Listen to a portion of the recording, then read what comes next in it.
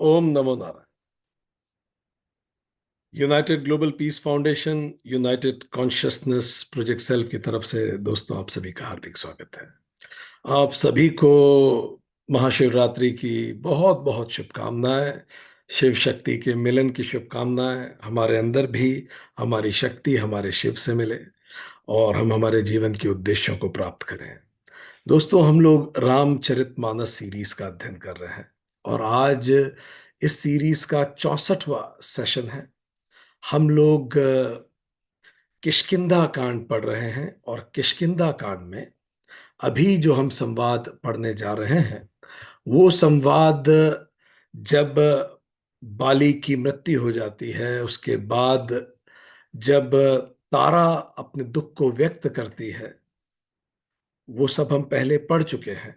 और उसके बाद हमने ये भी जाना पिछले सेशन में कि किस प्रकार सुग्रीव ये सब पाकर, राज्य पाकर अपने कर्तव्यों को भूल गया और रामचंद्र जी ने पूरी बरसात माता सीता को याद करते हुए निकाली। आज हम यहां से आगे पढ़ना चालू करें। आज हम यहां से आगे पढ़ना चालू करेंगे कि किस प्रकार उसके बाद ये कथा आगे बढ़ती है। तो चलिए, भगवान राम का ध्यान करते हुए कथा को आगे बढ़ाते हैं।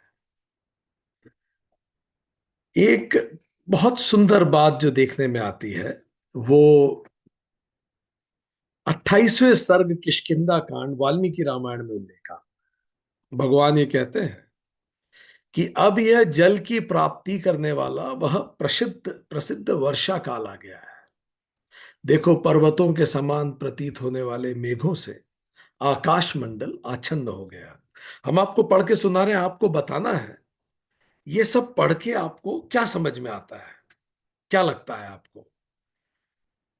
फिर भगवान कहते हैं, यह आकाश स्वरूपा तरुणी सूर्य की किरणों के द्वारा समुद्रों का रस पीकर कार्तिक आदि 9 मास तक धारण करते हुए गर्भ के रूप में जल रूपी रसायन को जन्म दे रही है।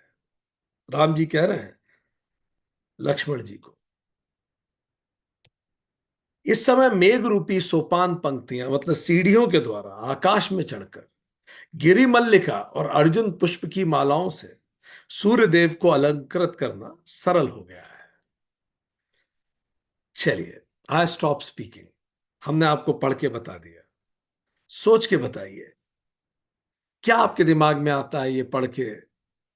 लिखिए चैट बॉक्स में, और if you just right chat box अगर किसी को कुछ दिमाग में आता है।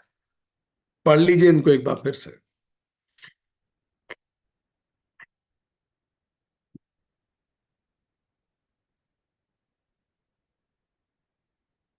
परफेक्ट। हमने पढ़ चुके हैं कि भगवान श्री राम जी लक्ष्मण जी को प्रकृति के बारे में कई चीजें बता रहे हैं, पर जरा गौर से देखिए वो क्या कह रहे हैं यहां कि ये जल, ये तो आ तो गया है, पर ये बारिश बनती कैसे है। तो उन्होंने कहा कि ये जो सूरज की किरणें हैं, ये इनके द्वारा समुद्रों का रस पीकर ये आकाश बनता है। इवोपरेशन से जब समुद्र पे सूरज की रोशनी पड़ती है, वाटर इवोपरेट होता है, वाटर ऊपर जाता है और ऊपर जाने के बाद फिर उसको एक तरह से कंसीव करते हैं, जिसको कह रहे हैं 9 मंथ, 9 मासों तक धारण करके। यहाँ 9 मास के दोनों मतलब है। एक तो ये मतलब भी है कि बारिश का महीना 3-4 महीने का होता है, तो उनके कहने का तात्पर्य बाकी समय एक तरह से बादलों का गर्भ धारण समय है, इस तरह से भी एक अर्थ है। पर पूरी वाटर साइकिल को राम जी एक्सप्लेन कर, जिसी को हम फिजिक्स पढ़ते रहे ज्योग्राफी में, वाटर साइकिल क्या होती है, साइंस में भी हम लोगों ने पढ़ा कि कैसे सूरज की रोशनी पड़ती है और कैसे समुद्र से इवोपरेशन होता है, कैसे बादल होते हैं, फिर बादल जब ऊपर उठते हैं, देखिए क्या लिख रहे हैं, ये मेघ रूपी सोपान पंक्तियों के द्वारा आकाश में चढ़कर फिर पानी गिरता है। तो जब ये बादल और ऊपर जाते हैं तो कंडेंसेशन होता है और उसके बाद पानी गिरता है। तो Ram ji actually water cycle पढ़ा रहे हैं। पर अगर हम लोग जाके पूछे गूगल से, हमने पूछा कि पहली बार रेन वाटर कहां से आता है, समुद्र से इवोपरेशन से आता है, इस तरह की बात पहली बार कहां आती है, तो उल्लेख होता है 350 बीसी, एंशियंट ग्रीक, फिर कुछ चाइना के लोगों का उल्लेख आता है, अगर आप गूगल पे लिख के देखें तो। ठीक है। फिर रेनेसा की बात करते हैं सीधे उस 16 सेंचुरी में जाके, और उसके बाद फिर वो साइंटिफिक वैलिडेशन की बात 17 सेंचुरी में। भारत कहीं नहीं है जब तक शेर खुद पढ़ना लिखना नहीं सीखेगा। सारी कहानियां शिकारियों के गीत गाएंगी। ठीक। हमें कोई गुरेज नहीं है, सारे नाम हैं, होने चाहिए। हमें समस्या ये है, इसमें भारत का नाम भी होना चाहिए। जबकि वाल्मीकि रामायण तो बहुत बाद में इस तरह से है, हमारे यहाँ तो उससे भी प्राचीन ग्रंथ है। अब अगर आप वाल्मीकि रामायण का टाइम देखें तो कम से कम गूगल खुद ही मानता है 7th सेंचुरी बीसी के पहले की है। इसका मतलब जो टाइम यहां दे रखा है उससे पहले की तो वाल्मीकि रामायण ही है। और अभी हमने आपको वाल्मीकि रामायण के वो लाइन तक बताया जो एग्जैक्टली वाटर साइकिल को बता रहे हैं, पर still it is not attributed. ठीक।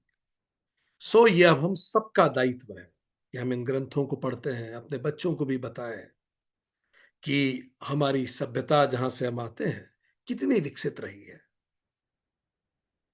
इसी दौरान जब ये सब कुछ होता रहा, जंगल में बारिश हुई, लक्ष्मण जी ने एक बात और पूछी। इससे पहले हम बात करें कि सुग्रीव का क्या हर्ष हुआ, हर्ष इससे पहले हम ये बात करें कि लक्ष्मण जी ने एक और बात इंटरेस्टिंग पूछी थी राम जी से। वो बात ये थी, उन्होंने पूछा कि प्रभु आपकी पूजा कैसे की जाए, आपकी स्तुति कैसे की जाए। तो राम जी आध्यात्म रामायण में किष्किंधा कांड चतुर्थ सर्ग में स्वयं बताते हैं ईश्वर की पूजा पद्धति कैसी होनी चाहिए, किस प्रकार से हम ईश्वर की पूजा करें। ठीक। सो राम जी बताते हैं कि मेरी भक्ति से संपन्न मनुष्य, पहले हम इसको पूरा बता देते हैं, फिर इसको थोड़ा सा समझने का अपन प्रयास करेंगे। मेरी भक्ति से संपन्न मनुष्य अपनी शाखा ग्रह सूत्र द्वारा निषिद्ध विधि से द्विजत्व को प्राप्त करके भक्ति पूर्वक सदगुरु के पास मंत्र ग्रहण करे, अपने गुरु से एक मंत्र ले, और उसके उपरांत जो विधि मैं बता रहा हूं उस विधि से मेरी पूजा करे। क्या विधि उन्होंने बताई?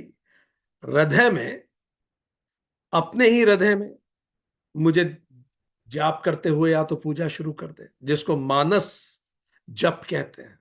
अपने हृदय में मुझे स्थापित कर ले। हम यहां पढ़ रहे हैं, अगर कुछ लोग इसको फॉलो करना चाहते हैं तो I am here in this reading here. अपने शालिग्राम शिला में मेरी पूजा की जा सकती है, भगवान सूर्य में मेरी पूजा की जा सकती है, या कोई प्रतिमा आपके पास हो तो वहां मेरी पूजा की जा सकती है। जो लोग बहुत ट्रैवलर हैं लाइक मी, अगर हम कहीं भी हैं तो generally what I do is, you don't remember at times, आजकल तो चलिए मोबाइल है, you may get the direction, but हमारे कमरे में जो सबसे ज्यादा प्रकाश की जगह होती है, हम उस तरफ मुंह करके प्रार्थना करना शुरू कर देते हैं। ठीक। तो जिस भी तरफ सूर्य हो, प्रकाश हो, या आपके पास कोई प्रतिमा हो, या कोई अग्नि हो, या फिर आप अपने हृदय में अवस्थित करें या शालिग्राम में मेरी पूजा करें। ठीक। बुद्धिमान उपासक सर्वप्रथम पहले शरीर को स्वस्थ कर स्वच्छ करते हैं, फिर प्रातः काल जो मंत्र या तो गुरु ने दिया है या फिर वैदिक मंत्र, उसकी चांटिंग से शुरुआत करें। अच्छे से स्नान करने के बाद सुबह और शाम, ये दोनों समय मेरी पूजा की जानी चाहिए, जब दो वक्त मिलते हैं। ठीक। मेरी पूजा करने वाला बुद्धिमान मनुष्य कार्यों की सिद्धि के लिए सबसे पहले संकल्प करे और मेरी ही बुद्धि से अपने गुरुदेव की पूजा करे। जब भी राम जी कहते हैं आप पूजन शुरू करें, सबसे पहले संकल्प लें कि प्रभु जितनी समय अब मैं आपका ध्यान करूंगा, भले मैं हनुमान चालीसा कर रहा हूं, मैं पूरी तरह से बाकी सब चीजों को छोड़ के यही ध्यान लगाऊंगा। देखिए, एकदम से जब हम हनुमान चालीसा पढ़ना चालू करेंगे तो मन भाग सकता है। संकल्प लें पहले, राम जी कह रहे हैं पहले संकल्प करें, सर्वप्रथम संकल्प करें। राम जी खुद बता रहे हैं और मेरी ही बुद्धि से अपने गुरुदेव की पूजा करें। मेरी ही बुद्धि से मतलब अपने ध्यान में गुरुदेव लाएं और गुरुदेव में राम। मतलब बुद्धि तो राम में ही हो, पर ध्यान में गुरु की पूजा करें। इसी प्रकार रामचरितमानस भी गुरु की स्तुति से शुरू होती है, क्योंकि गुरु लेके जाता है शिष्य को प्रभु के करीब। सो मेरी ही बुद्धि से गुरुदेव की पूजा करें। अब इसके बाद क्या करें? शिलारूप मेरी रूप मूर्ति हो तो उसका स्नान करा दें। आप मेरी मूर्ति को स्नान करा सकते हैं। तथा मेरी मूर्ति की प्रतिमा हो तो उसका मार्जन करें, उसको साफ करें। अगर स्नान कराने वाली मूर्ति ना हो तो उसका मार्जन करें।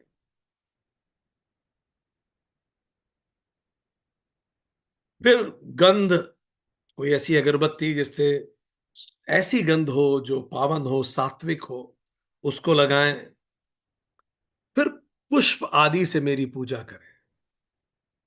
पुष्प प्रकृति का प्रतीक है। गंध हमारे भावों को शुद्ध कर, वासना का अर्थ भी गंध ही होता है। सो सुगंध मतलब अच्छी सात्विक वासना है। अभी सब गृहस्थ हैं, वासना स्वाभाविक है। वासना शून्य होना इतनी जल्दी संभव भी नहीं, पर कम से कम वासनाएं तो शुद्ध हो। शून्य ना हो तो शुद्ध हो जाए। तो वासना शून्य ना हो तो शुद्ध हो जाए, इसीलिए गंध। सभी प्रकार के छल छिद्र का त्याग कर दें। प्रभु के सामने कौन सा नाटक चल सकता है? कोई छल नहीं, कोई दिखावा नहीं। 10 लोग भी देख रहे हो, कोई दिखावा नहीं। पूरे मन से छल छिद्र का त्याग कर दीजिए, क्योंकि छल ही वो छेद है जिससे आस्था नीचे टपक जाती, बह जाती है। गुरु के द्वारा निर्दिष्ट विधि से मेरी पूजा करना चाहिए। और सबसे बड़े गुरु श्री राम है, तो वो स्वयं पूजा विधि बता रहे हैं। और अगर ये पूजा विधि ना पता हो तो गुरु ने जैसा कहा उस विधि से कीजिए। राम जी ने कहा प्रतिमा आदि का श्रृंगार करें। वास्तव में आप प्रभु को सामने, अपने सामने साकार कर रहे हैं। देखिए, यहां हम ब्रह्म को मूर्ति नहीं बना रहे हैं, ध्यान दीजिए। हम मूर्ति को ब्रह्म की तरफ एलिवेट कर रहे हैं। हम हायर को, हम कॉन्शियसनेस को मैटर नहीं बना रहे, हम मैटर में कॉन्शियसनेस देख रहे हैं। So it is elevating the idol to supreme consciousness, ताकि हम ध्यान कर सकें, ताकि हम श्रद्धा भाव आरोपित कर सकें। ठीक, ये बिल्कुल वैसा होता है कि अगर आपकी माता 3 महीने के लिए, 6 महीने के लिए अमेरिका चली जाए तो भी माता तो है, पर उनके सामने होने का अर्थ अलग, एक अलग भाव होता है, और उनका एहसास एक अलग भाव। तो जब माता आपके सामने नहीं है तो केवल एहसास होता है, पर जब माता सामने होती है तो भाव और प्रगाढ़ होता है, मजबूत होता है। तो इसीलिए हम मूर्ति में प्रभु को महसूस करना चाहते हैं, और श्रद्धा मजबूत होती है। अग्नि में हवन करें। प्रयास ऐसा करें कि हवन करें। अग्नि प्रथम देवता है जिसकी ऋग्वेद में पूजा शुरू होती है। अग्नि में हवन करें, और छोटे छोटे बच्चों को बोलिए आप एक कागज में अपनी कमियां लिखें। मुझे गुस्सा तेज आता है, मुझे याद नहीं होता, वो जो भी कुछ है। और उनको ये भी कहिए कि अपनी कमी को भी उस हवन में दे डाल दीजिए। हे प्रभु, मेरी कमियां मैं तुझे सौंपता हूं। हनुमान जी के लिए तो हम कहते ही हैं हमेशा, बल बुद्धि विद्या देहु मोह हरहु कलेश विकार। मेरे क्लेश और विकार मैं आपको सौंप रहा हूं, आप मुझे बल बुद्धि और विद्या दीजिए। तो अग्नि में हवन कर दीजिए। वेदी पर सूर्य की आकृति बनाइए। सूर्य मंडल में भी मेरी पूजा कीजिए। तो जो वेदी है उस पे आप सूरज की आकृति बनाइए छोटी सी। ये अपने बच्चों से भी करवाइए, बड़ा सात्विक होगा। तो कह रहे हैं वेदी पर सूर्य की छोटी सी आकृति बनाइए, और सौर मंडल में मेरी पूजा कीजिए। 9 ग्रह भी स्थापित करते हैं कई बार। 9 ग्रह में क्या है, एक एक मुट्ठी अनाज 9 जगह रख दीजिए, कोई भी सिंबल आप बना सकते हैं। तो कह रहे हैं सूर्यमंडल बना लीजिए वहां, मुझे बीच में स्थापित कर लीजिए, चाहे मेरे चारों तरफ सूर्यमंडल बना दीजिए। ठीक। भक्त के द्वारा श्रद्धा से निवेदन किया हुआ जल भी मेरी प्रसन्नता का कारण हो। फिर बहुत प्रेम से जल मुझे आरोपित कीजिए, जल मुझे प्रस्तुत कीजिए। सो जब ये हो गया, उसके बाद जल मुझे चढ़ाइए, और उसके बाद भक्ष्य भोज्य, जो खाना आपने बनाया है मेरे लिए, आप मुझे खाना खिलाइए। गंध, पुष्प, अक्षत आदि पूजन सामग्री की बात ही क्या है। ये पूजन सामग्री इस बात का प्रतीक है कि प्रभु, मैंने मेरे जीवन में जो कुछ भौतिक अर्जित किया है, ये सब मैं तुझे समर्पित करता हूं। हर चीज जो खाने योग्य है वो तेरी कृपा से मिली, हर चीज जो मैं सुन रहा हूं वो तेरी कृपा से मिली, ये पांचों सेंसेस जिससे मैं इस जगत को रजिस्टर करता हूं, ये सब तेरी ही कृपा से है। तो ये सब प्रतीक स्वरूप हैं जो हम सबमिट करते हैं, गहरा ग्रेटिट्यूड के भाव के साथ, बहुत गहरा ग्रेटिट्यूड। हम सब स्वस्थ इतने 64 सप्ताह से सेशन अटेंड कर रहे हैं, ये कितनी बड़ी कृपा है परमात्मा की।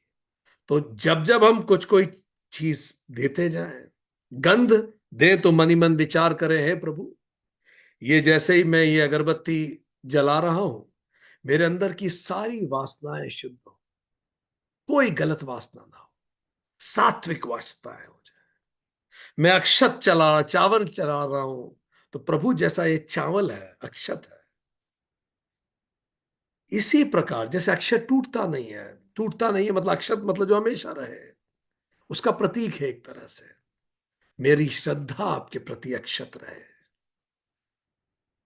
जब मैं पुष्प चढ़ा रहा हूं तो मेरे जीवन में प्रभु ऐसा रंग बना रहे। हम बता रहे हैं भौतिक आराधना भी करनी है तो इस प्रकार करें, आध्यात्मिक की तो बात ही क्या है। ठीक। फिर कुश, चर्म, वस्त्र आदि का आसन बनाकर शुद्ध हृदय से उस पर बैठ जाए। एक अच्छा सा आसन बनाए, बिल्कुल शुद्ध हृदय से बैठे उस पर। भगवान कृष्ण भी भगवत गीता में यही बताते हैं। और उसके बाद बहिमन मंत्रिका न्यास, अंतर्मात्र का न्यास, तो बहिमात्र का और अंतर्मात्र का न्यास करें। इसको थोड़ा समझें, न्यास का मतलब क्या होता है, न्यास कैसे किया जाता है। पहले हम 3-4 चीजों को अलग से समझाते हैं, फिर इस मंत्र को फिर से अपन समझते हैं। न्यास क्या होता है, लेट्स अंडरस्टैंड। न्यास आपने कई जगह शब्द सुना भी हो। न्यास का तात्पर्य होता है कि जब हम किसी भी चीज को भली प्रकार से प्रस्तुत करते हैं, स्थापित करते हैं, उसको न्यास कहते हैं। ठीक। जैसे अलग अलग चीजों का न्यास, जैसे हम देवताओं को अपने शरीर में स्थापित करते हैं। ठीक है। कोई मंत्र हम पढ़ते हैं और अपने शरीर के भिन्न भिन्न अंगों में भगवान को स्थापित करते हैं कि प्रभु आप मेरे हृदय में विराजमान हो, हे सरस्वती आप मेरे मस्तक में विराजमान हो, हे हनुमान जी आप मेरी भुजाओं में विराजमान हो। तो जिस प्रकार हम भगवान को आमंत्रित करते हैं, हम कहना चाहते हैं हे अग्नि आप मेरे जठरग्न में विराजमान हो। ठीक। इस तरह से जब जब हम देवताओं को आमंत्रित करते हैं, हम ये कहना चाहते हैं देवता कहीं बाहर नहीं है, वो शरीर के भीतर प्रतिष्ठित हैं, उन्हीं से मुझ में ये ऊर्जा है जिससे मैं कार्य करता हूं। तो इसको कहते हैं न्यास। न्यास का मतलब स्थापित करना। ठीक है। तो 2 शब्द हमने पढ़े थे, पहला है बही मात्रिका न्यास। बही मात्रिका का मतलब शरीर के बाहरी अंगों में स्थापित करना। ठीक। जैसे संपूर्ण सृष्टि को स्थापित करना अपने शरीर में, कि मेरे शरीर में मैं संपूर्ण सृष्टि को स्थापित करता हूं। ठीक। इसका मतलब यह है कि यथा पिंडे तथा ब्रह्मांडे, यथा ब्रह्मांडे तथा पिंडे, मैं और इस सृष्टि एक है। ठीक। तो मैं अपने अंदर पूरे ब्रह्मांड को स्थापित करता हूं, और पूरे ब्रह्मांड में मैं स्वयं को स्थापित करता हूं। मैं और ये ब्रह्मांड एक ही है। ये मेरा शरीर जो है, ये उसी का एक अंग है। इसको हम कहते हैं बही मात्रिका न्यास। फिर एक और, ये कॉस्मिक्स मैपिंग है, कॉस्मिक बॉडी मैपिंग। फिर दूसरा होता है अंतर मात्रिका न्यास। अंतर मात्रिका न्यास क्या होता है? अंदर अपने पांच, अपने जो सातों चक्र हैं, उन सातों चक्र में ईश्वर को स्थापित करना, कि ईश्वर स्थापित हो मेरे मूलाधार चक्र में, मेरे सातों चक्र में ईश्वर स्थापित हो, तो अंदर मुझ में ऊर्जा का संचार हो, इनर एनर्जी का सिंबल है। फिर एक होता है तत्व न्यास। तत्व न्यास का मतलब पांचों महाभूत भी मेरे शरीर में है। वायु, जल, पूरा शरीर जल से ही बना है। अग्नि, जठराग्नि मेरा टेम्परेचर शरीर का। पृथ्वी, ये शरीर का हार्ड मास। आकाश, जिसमें मैं अवस्थित हूं। तो खुद को ब्रह्मांड से जोड़ना, खुद को पंच तत्वों से जोड़ना, खुद के अंदर के सातों चक्र सक्रिय करना, इस प्रकार न्यास किया है। फिर मंत्र न्यास भी हो। मंत्र शक्ति, जो भी गुरु ने मंत्र दिया है, या फिर जो मंत्र आपके मन के करीब है, जो आपके इष्ट है, उनका कोई मंत्र, उसको बहुत अच्छे से चांट करना, जिससे साउंड फ्रीक्वेंसी ऐसी आए कि आपको वाइब्रेशन महसूस हो। तो इस प्रकार जो ये शब्द है, इनके ये अर्थ है। न्यास का मतलब, एज आई सेड, स्थापित करना। बही मात्रिका न्यास, ब्रह्मांड को स्वयं में स्थापित करना। अंतर मात्रिका न्यास, सातों कुंडलियों को का आह्वान करना और देवताओं को उसमें स्थापित करना। तत्व न्यास, पंच महाभूतों को कुछ खुद में स्थापित करना। वो तो ऑलरेडी है, पर मैं उसको रियलाइज करना। ठीक, ठीक है। और फिर एक और न्यास होता है मंत्र न्यास। मंत्र न्यास मतलब विशिष्ट मंत्रों का उच्चारण करना। फिर एक और पांचवा होता है पंजर न्यास। पंजर न्यास, सो पंजर न्यास का मतलब अपने आसपास एक आध्यात्मिक सुरक्षा, मानसिक सुरक्षा कवच बनाना। ठीक, जब मैं पूजा करना चालू करता हूं, तो मैं अपने आप के आसपास एक ऐसे कवच की कल्पना करूं, जिस कवच में मैं बैठ के अपनी ध्यान साधना कर रहा हूं। और वो कवच is my psychological boundary. It's a protective visualization. बिल्कुल कि मैं पूरी तरह से सुरक्षित, संरक्षित हूं इन डिवाइन फोर्सेस के द्वारा। इसको बोलते हैं पंजर, पंजर न्यास। ये सब करने के बाद फिर भगवान के चरण धोने होते, जो जल अर्पित करते हैं उसको पाद्य, पाद्य अर्चना कहते हैं, कि पैरों से हम पैरों धोते हैं भगवान के विनम्रता के साथ। फिर मधु चढ़ाते हैं, दूध, दही, पंचामृत, ये सब चीजें। सो अब इस समझ के साथ चलिए वापस उस मंत्र को पढ़ते हैं, जो मंत्र हम पढ़ रहे थे, और अब वो मंत्र ज्यादा क्लियर होगा। ठीक है, न्यास अपन ने समझा अभी। ठीक है, यही को तो भगवान बता रहे हैं कि मेरी पूजा किस प्रकार होनी चाहिए। सी, तब बही मात्रिका न्यास, अंतर मात्रिका न्यास, केशव, नारायण आदि चतुर्शती नामों का न्यास कर कर तत्व न्यास करें। भगवान का नाम लें, जितने आपको नाम भगवान के याद हैं, उन सारे भगवानों का नाम लें। जैसे आप भगवान राम की पूजा कर रहे हैं, तो राम के जितने नाम याद आते हैं आपको, ठीक, उनको करें। ब्रह्मांड को अपने अंदर स्थापित करें। ये सारा tech visualization methods is a part of पूजा पद्धति, कि मैं पूरे ब्रह्मांड के साथ एकाकार हो गया, मेरी सातों कुंडलियां जागृत हो गई हैं। ठीक, और पंच तत्व मुझ में जागृत हो रहे हैं। पंच तत्व एकाकार से ही मैं बना हूं। तत्पश्चात विष्णु परोक्त मेरी मूर्ति में, सॉरी, विष्णु परोक्त मेरी मूर्ति में मंत्र न्यास करें। अब जो भी मेरा मंत्र है, जिस मंत्र से आप मुझे आह्वान करना चाहते हैं, वो मंत्र करें। आलस्य रहित होकर इस विधि से मेरी प्रतिमा में भी न्यास करें। प्रतिमा में भी न्यास करें मतलब अब प्राण प्रतिष्ठित करें। जो मेरी मूर्ति है, आप बोलिए, हे प्रभु, मैं अपनी श्रद्धा रूपी प्राण आप में प्रस्तुत करता हूं।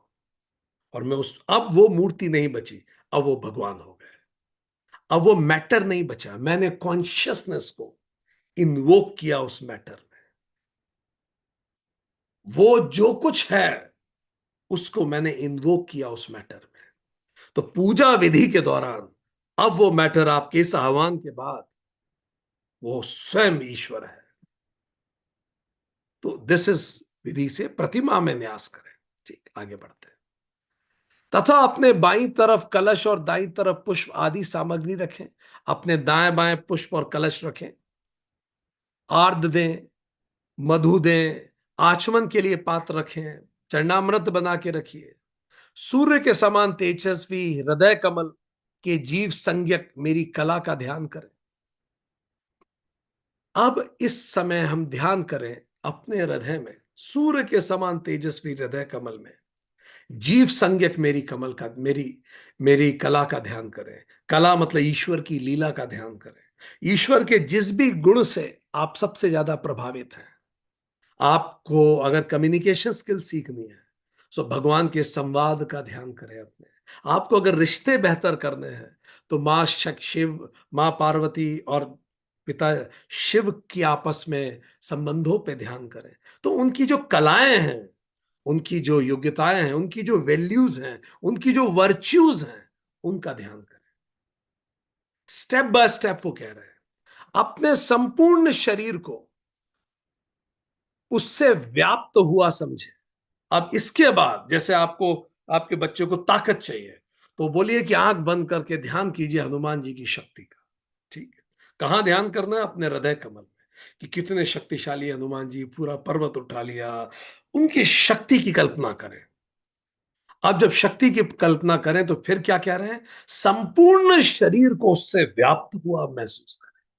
अब महसूस करें कि पूरे शरीर में जो भी वैल्यू आप प्रार्थना कर रहे हैं वो पूरे शरीर में व्याप्त हो गई है। प्रतिमा आदि में भी पूजा करते समय मेरे जीव कला का नित्य आह्वान करें। मैं कैसे जिया उसको ध्यान रखें। वो मूर्ति तो प्रतीक स्वरूप है, ध्यान कीजिए मैं जिया कैसे। मेरे जीवन को अपने व्यवहार में उतारिए।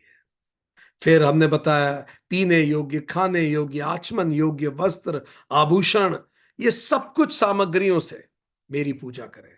ये वो चीजें हैं जो भौतिक जीवन को संचालित करती।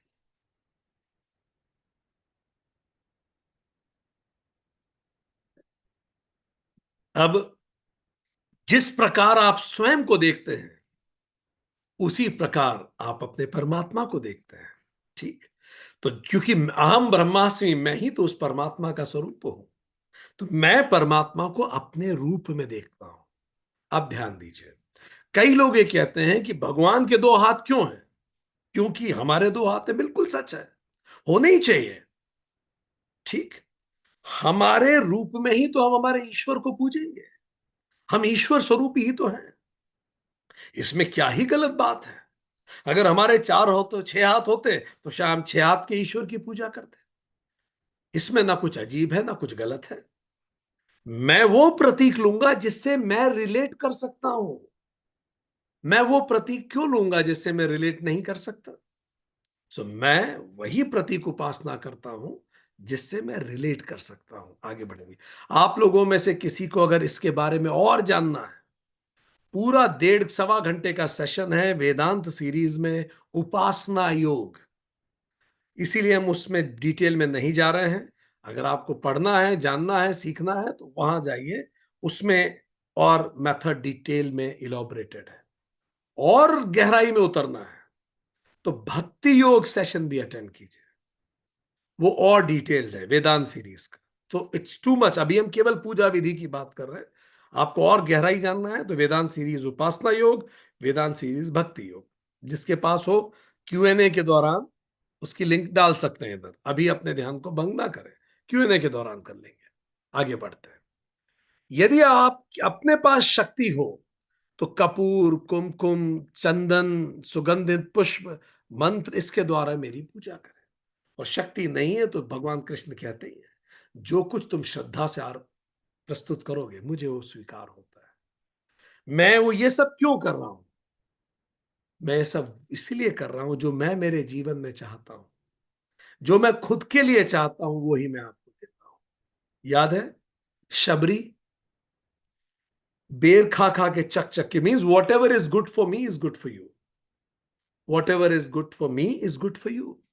ऐसा ही तो बिहेवियर होना चाहिए ना दूसरों से। जो व्यवहार मुझे खुद के प्रति अच्छा होगा लगता है वही मुझे दूसरों के साथ करना चाहिए। तो Shabari is saying whatever is good for me is good for you also. So मैं जो जो जीवन में चाहता हूं वो सब प्रतीक स्वरूप वहां प्रस्तुत करता हूं। तथा 5 बत्तियों की आरती, धूप, दीप, विविध प्रकार के नैवेद्य, जो कुछ आप चाहते हैं आपकी लाइफ में हो, सब प्रस्तुत करें। विजुअलाइजेशन का बड़ा गहरा इंपैक्ट होता है। वो एक विजुअलाइजेशन है। आप, the lesser you is actually talking to the greatest you, the potential you is talking to the perfect you. So ये हमारी ही अंदर की बातचीत चल रही है। मैं ही तो ईश्वर हूं। ईश्वर माइनस, या कहे जीव माइनस वासना, माइनस कर्तापन, माइनस कर्मफल भोग इक्वल्स टू ईश्वर। तो मैं जो जीव हूं वो अपने ही बेस्ट वर्जन से बात कर रहा हूं। इसीलिए जो सामने मैं चाहता हूं उसे प्रेजेंट करें। मैं परमात्मा श्रद्धा का ही भूखा हूं, भगवान ने कहा। मंत्रज्ञ पूजा के अनंतर विधि पूर्वक फिर हवन करते रहे। लगातार मेरे ध्यान में बैठिए, मेरी वर्च्यूज पे ध्यान दीजिए। बार बार राम जी कह रहे हैं मूर्ति नहीं, मैं जिया कैसे, ध्यान दीजिए। देखिए क्या लिख रहे हैं, जीव कला का नित्य आह्वान कीजिए। जब आप पूजा कर रहे हैं तो रामचरितमानस को फिर से लाइए, राम कैसे जिए, और राम के पूरे जीवन में से किस चीज का ध्यान करना है, जो क्वालिटी आपको खुद के अंदर चाहिए, फिर वो क्वालिटी को पूरे शरीर में महसूस कीजिए। ठीक जैसे हनुमान जी की पूजा कर रहे हैं, उनकी कम्युनिकेशन स्किल्स या कुछ भी। शास्त्रज्ञ बुद्धिमान पुरुष अगस्त ऋषि द्वारा निर्दिष्ट विधि से कुंड बनाकर मूल मंत्र और पुरुष सूक्त से भी हवन कर सकते हैं। तो कई और मेथड्स भी हैं, राम जी कह रहे हैं उसके थ्रू भी आप कर सकते हैं। अथवा अग्निहोत्र की अग्नि में चरुतरा हविष का हवन करें, आप वो भी ले आए जो हवि का सामग्री होती है, उससे भी आप कर सकते हैं। होम की अग्नि में तपाए हुए स्वर्ण की आभा वाले दिव्य भरण भूषित अग्नि के मध्य में परमात्मा का ध्यान करें। वो जो अग्नि होती है उस अग्नि में भी आप मुझ परमात्मा का ध्यान करें। और मेरे पार्षदों को बाल देके शेष आहुति को बलि देके शेष आहुति दे। और जितने भी, जब मैं ये ध्यान करता हूं तो जो आपके अंदर जो जो कमियां हैं उनके प्रति अपनी कमियों को बलि देना शुरू कीजिए। अपना क्रोध, अपना अहंकार, उसकी बलि दें कि प्रभु ये मेरी तरफ से ये बलि है। मैं अपना क्रोध आपको बलि देना चाहता हूं, मैं अपना अहंकार की बलि देना चाहता हूं, मैं ईर्ष्या की बलि देना चाहता हूं, मैं काम वासना की बलि देना चाहता हूं। आहुति दे। ये भी आप लोग का हम लोग कर सकते हैं। हर आहुति के साथ एक कमी की बलि दे, एक कमी की बलि दे। ठीक, आगे बढ़ते हैं। जब मौन होकर मेरा ध्यान और स्मरण करता हुआ जप करें, प्रीति पूर्वक मुखवास और तांबुल में देकर मेरे लिए नृत्य, गीत, पाठ आदि कराएं। हृदय में मेरा ध्यान करें और भूमि पर दंडवत होकर साष्टांग करें। नृत्य करें, गीत गाएं, स्तुति करें, पाठ करें, पूजा करें, जो आता है सब कुछ करें, जो चाहे वो करें। अपने रोम रोम से वो ग्रेटिट्यूड मेरे प्रति एक्सप्रेस करें। बैठ के ध्यान कर सकते हैं, स्मरण कर सकते हैं, नृत्य, गीत, स्तुति, पाठ, फिर दंडवत करें।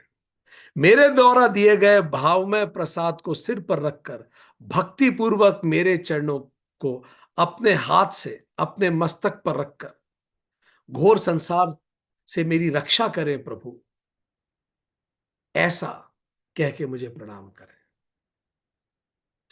उसके बाद जब प्रसाद जो मिले उसको सर पे रखें, भक्ति पूर्वक मेरे चरणों को अपने हाथों से अपने मस्तक को चरणों पर रखकर मन में ये कहें, इस घोर संसार से मेरी रक्षा करें। घोर संसार ये भव सागर है, ये लील लेता है। प्रभु मेरी रक्षा करे, मैं इसमें डूब ही ना जाऊं, मैं ध्यान रखूं। ऐसा कह के प्रणाम करें। तब बुद्धिमान उपासक प्रतिमा में आवाहित जीव कला मुझ में प्रवेश कर गई है, यह भावना करते हुए विसर्जन करे। और फिर मन में यह विचार करे कि हे प्रभु, जो आपके गुण हैं, सत्य के, निष्ठा के, परोपकार के, करुणा के, विनम्रता के, शक्ति के, वो मेरे अंदर प्रवाहित हो गई है। जीव कला मेरे अंदर प्रवाहित हो गई। हनुमान जी की शक्ति मेरे अंदर आ रही है, हनुमान जी की भक्ति मेरे अंदर आ रही है, रामचंद्र जी की सत्यनिष्ठा मेरे अंदर आ रही है, रामचंद्र जी का तप मेरे अंदर आ रहा है, उनका मृदुल स्वराह स्वभाव मेरे अंदर आ रहा है।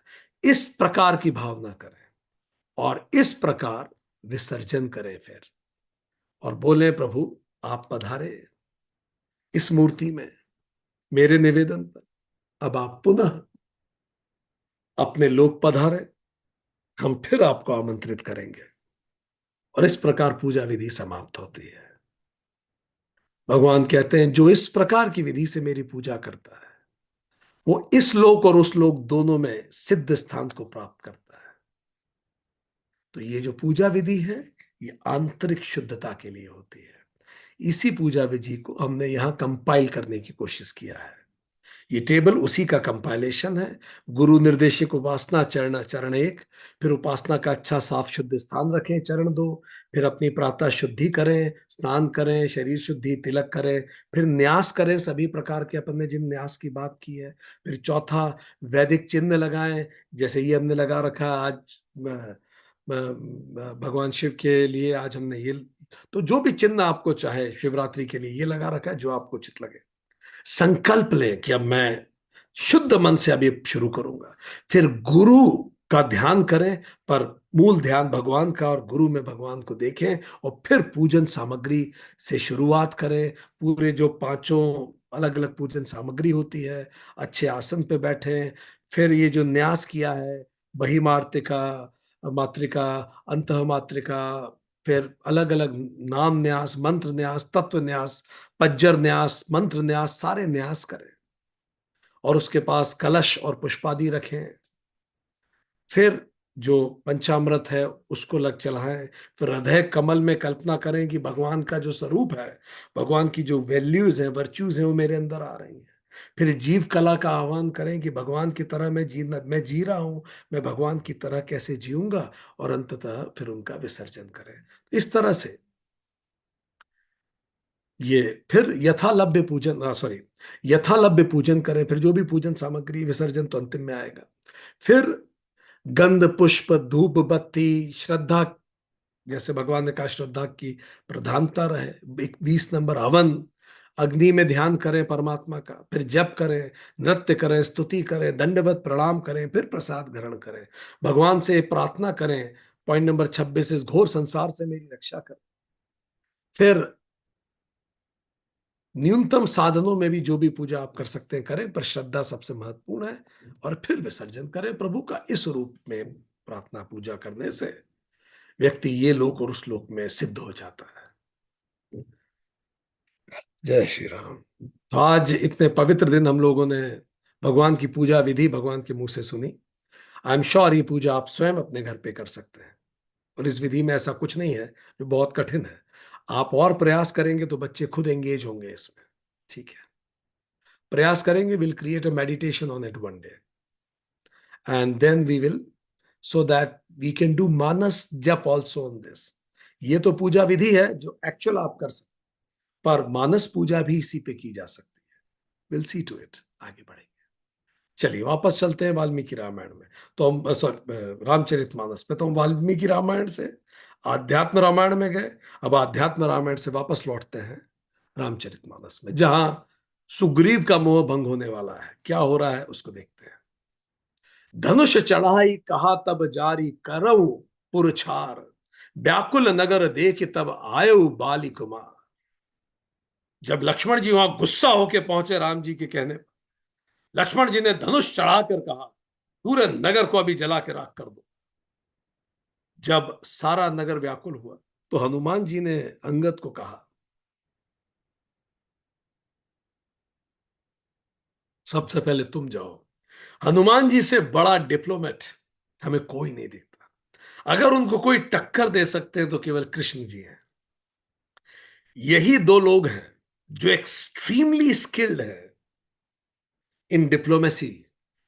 तो उन्होंने सबसे पहले अंगद को आगे किया। अंगद के प्रति इस पूरी कहानी में केवल एक व्यक्ति है जिसके प्रति सबसे ज्यादा सहानुभूति है, वो है अंगद। अंगद अभी अभी उस 4 महीने पहले उसने पिता को खोया।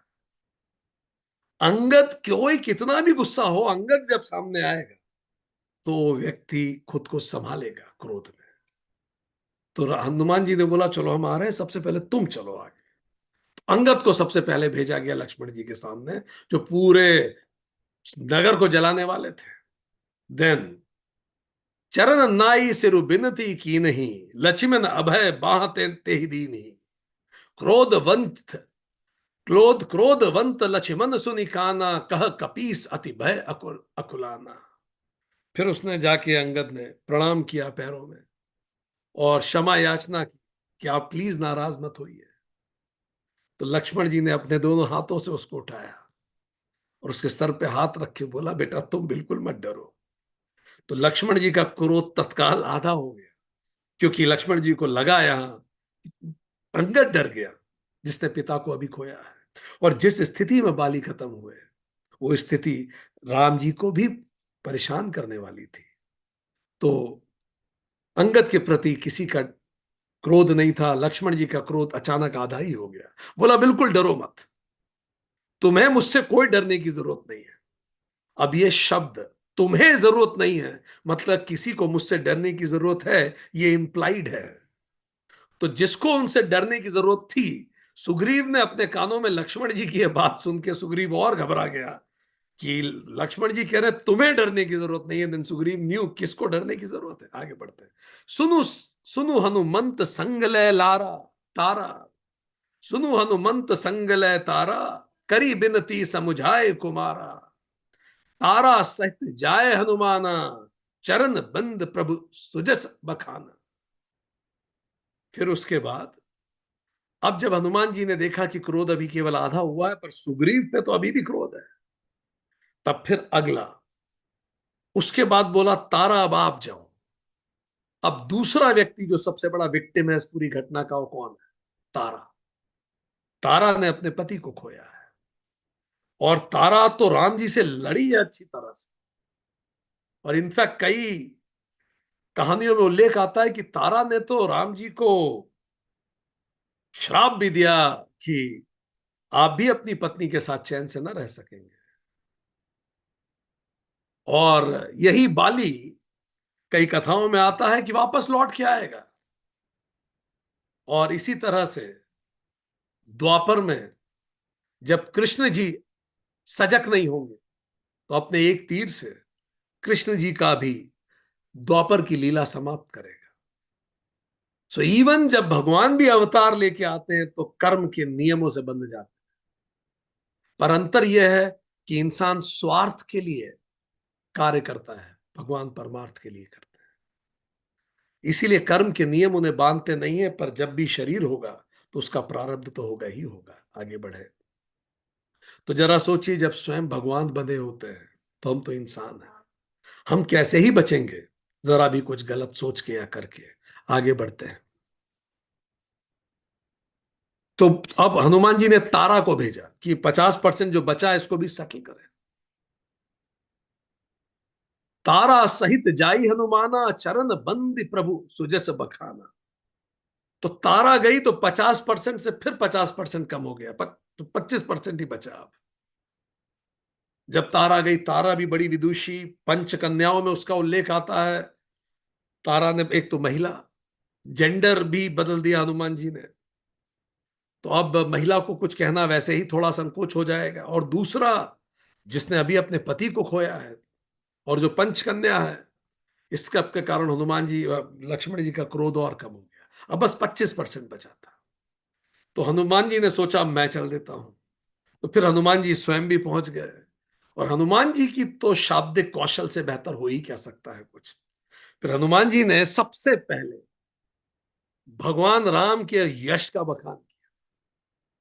इतनी भगवान राम के बारे में बातें करी, इतनी अच्छी अच्छी बातें की। जैसे किसी भी व्यक्ति से देखिए, आप उसके बच्चे की बात करना शुरू कीजिए तो व्यक्ति मुस्कुराने लगता है, उसके चेहरे पे मुस्कुराहट आ जाती है। किसी से भी उसकी बात कीजिए जिसको सबसे ज्यादा प्यार करता है, स्वतः उसके चेहरे पे मुस्कुराहट आने लगेगी। हनुमान जी का तो भाषाई कौशल राम जी ने बताया ही है। तो जाके राम जी के यश का बखान किया तो वो क्रोध जीरो पे आ गया। 50-25-0। अब सभी को भगवान ऐसा डिप्लोमेटिक ऑफिसर दे, ऐसा राजनायक दे सभी को जैसे हनुमान जी। हम प्रार्थना करते हैं भारत के सारे राजदूत जो दुनिया के इतने सारे देशों में, इसी कौशल से अपने देश का परचम आगे बढ़ाए। तो संवेदनशील संवाद के लिए सही दूत चाहिए ही चाहिए। इसीलिए आप देखिए कि आपके पास ऐसे दूत हैं। कोई आपसे बहुत नाराज हो तो दो तीन दूत आपके पास हैं कि उनका गुस्सा आपके बिहाफ पे थोड़ा ठंडा कर सके। ठीक है। प्रोफेशनल ऐसे दूत भी होने चाहिए, पर्सनल दूत भी होने चाहिए। इससे चीजें ठीक रहती हैं, क्योंकि हर बात हर व्यक्ति से नहीं कही जाती। कई बार ऐसा होता है, जैसे अब कोई बड़े मंत्री हैं, वो ये तो नहीं कह सकते किसी से कि मेरा सम्मान करो, पर उनके पास दूत है तो दूत कह सकते हैं कि भाई वहां सम्मान करो, उन का सम्मान करो, वॉट एवर। चलिए आगे बढ़ते हैं। करी बिनती मंदिर ले आए, चरण पखारी पलंग बैठाए, तब कपीस चरण ही सिरुनावा, गही भुज लक्ष्मण कंठ लगावा।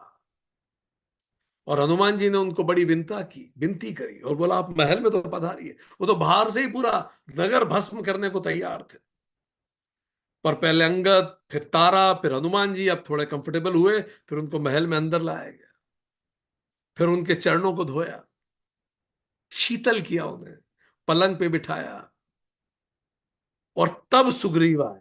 इतना तो हनुमान जी ने पहले ही सेटल कर दिया। पानी पिला दिया, कोई गुस्से में उसको पानी पिला दीजिए, पलंग पे बिठाइए, पैरों पैरों का जल शीतल कर पैर ठंडे कीजिए। अब जब वो आया तो लक्ष्मण जी ने हाथ उठा के उसे गले से लगा लिया।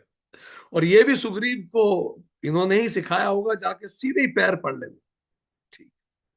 अब आप देखिए, जो नगर भस्म करने आया था, हनुमान जी की एक्सट्रीम डिप्लोमेसी, किसको कब कहां भेजना है, ये क्षमता हनुमान जी में है।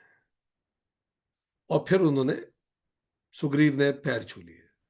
पैर छू के जैसा हनुमान जी ने सुग्रीव को कहा था, सुग्रीव ने कुछ डिफेंड नहीं किया। सुग्रीव ने कोई डिफेंस नहीं दिया। उसने कहा, नात विषय सम मद कछु नाही, मुनि मन मोह करन छन माही, सुनत बिनीन बचन सुख पावा, लक्ष्मण ते ही बहु विधि समुझावा। हाथ जोड़ के सुग्रीव ने बोला, हे प्रभु, विषयों के समान तो कोई मद है ही नहीं। ऐसी मदिरा जो सर पे चढ़ जाए, विषय सबसे खतरनाक मदिरा है।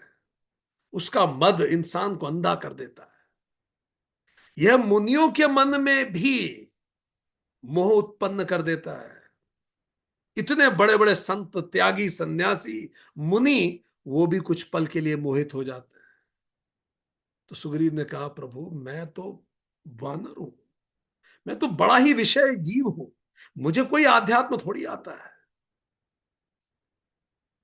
तुरंत सुग्रीव ने अपनी गलती स्वीकार की। The best method in that situation is गलती स्वीकार कर लेना। आप अगर तर्क देंगे तो सामने वाला और क्रोधित होगा, पर सुग्रीव ने जाते ही गलती स्वीकार कर ली कि मुझसे गलती हुई है, आप मुझे सजा दीजिए। इससे सामने वाले का क्रोध कम हो जाता है।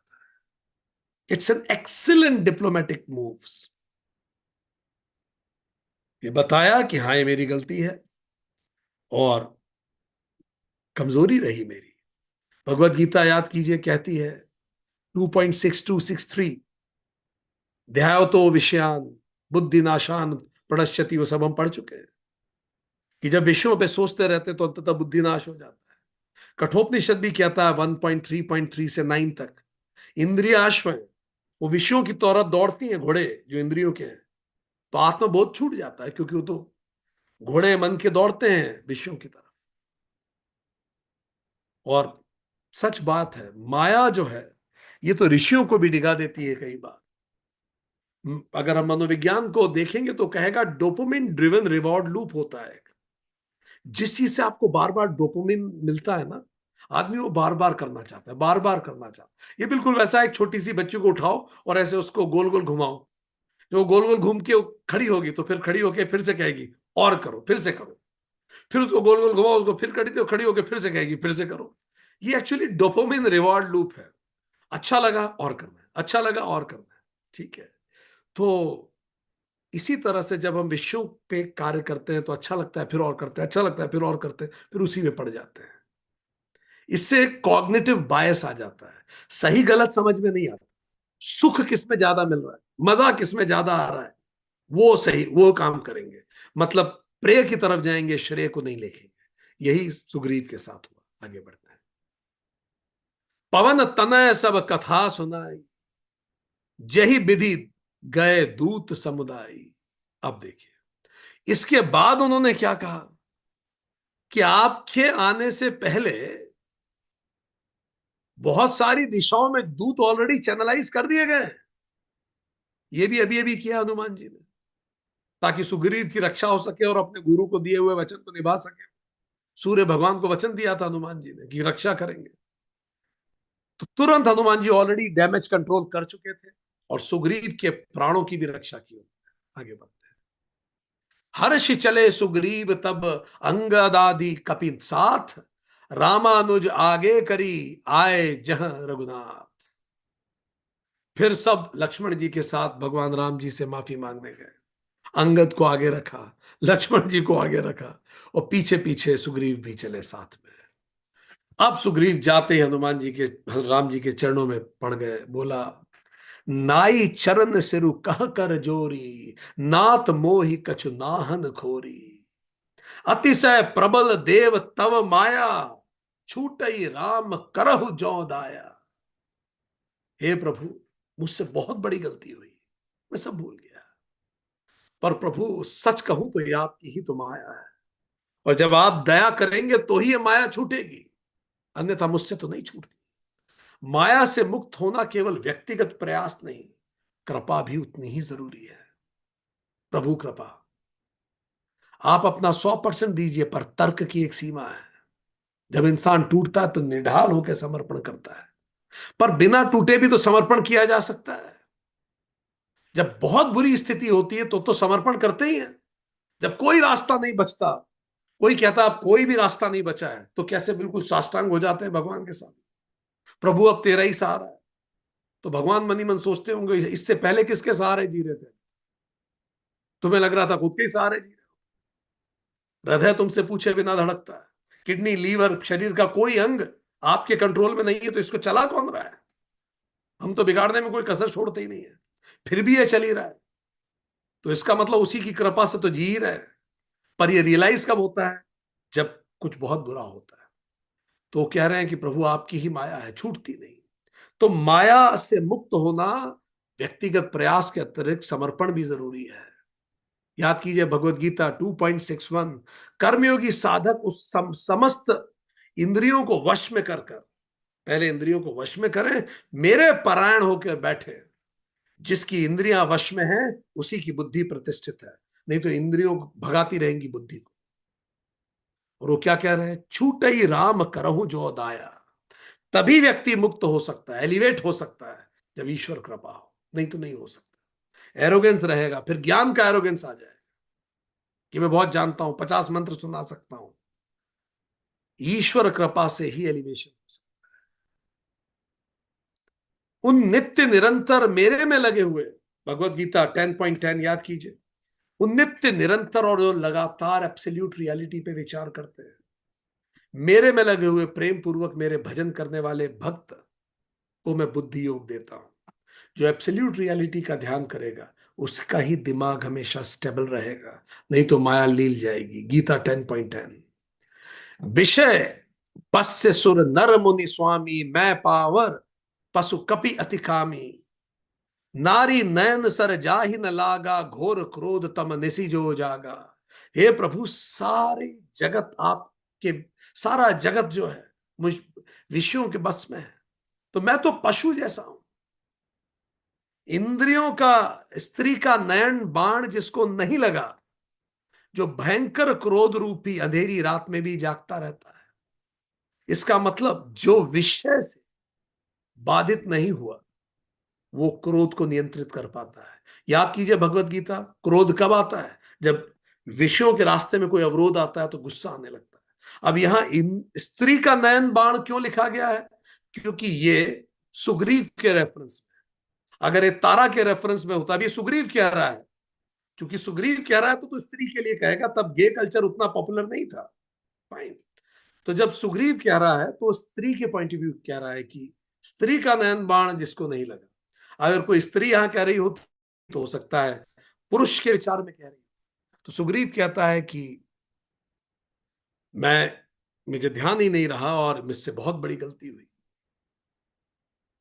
माया से मुक्त होना, जैसे हमने बताया, सो हम पढ़ चुके हैं, वेदांत पुस्तक का ही ये एब्स्ट्रैक्ट है जो आपको आपकी स्क्रीन पे दिख रहा है।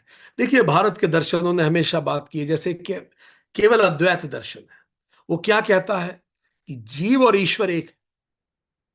अहम ब्रह्मास्मि, आदि शंकराचार्य ने प्रमोट किया है इसी को, जिसको अद्वैत वेदांत कहते हैं। स्वामी विवेकानंद जैसे कहते हैं इस बात का, जीव और ईश्वर एक है। और रास्ता क्या है? ज्ञान, ज्ञान से प्राप्त होता है। पर रामानुजनाचार्य जो है विशिष्ट अद्वैत को प्रमोट करते हैं। वो ये कहते हैं कि आत्मा परमात्मा का हिस्सा है। एक तो है, स्वाभाविक है, तभी तो उसमें है। पर वो कहने का एक दूसरा तरीका है, ठीक, कि आत्मा परमात्मा का एक हिस्सा है, और हिस्सा और पूरे में थोड़ा अंतर होता है। तो क्या करना है? अहम का त्याग करो, समर्पण करो, तो इससे दूर हो। अपने अहंकार को, अपनी बाउंड्रीज रबर से मिटा दो। You are a subset of the bigger whole. अगर ये परमात्मा है तो ये आत्मा है, ऐसा उनका कहना है। तो क्या करे आत्मा? इस बाउंड्री को मिटा दे तो ये एक हो गया। इस बाउंड्री का नाम ही क्या है? अहंकार। अहंकार की बाउंड्री मिटा दे तो एक हो जाएगा, ठीक। और समर्पण करें तो ये संपूर्ण समर्पण का सिद्धांत है कि कैसे होगा? ये समर्पण से हो जाएगा, ठीक। समर्पण का सिद्धांत है, सॉरी। फिर तीसरा है वल्लभाचार्य, आंध्र प्रदेश में जो रहे, शुद्ध अद्वैत उसे कहते हैं। ये कहते हैं कि केवल ये जो भी, ये ईश्वर और जो परमात्मा है, अंतर कभी नहीं मिटेगा, समर्पण से भी नहीं मिटेगा। तो मिटेगा कैसे फिर? ईश्वर के आशीर्वाद से।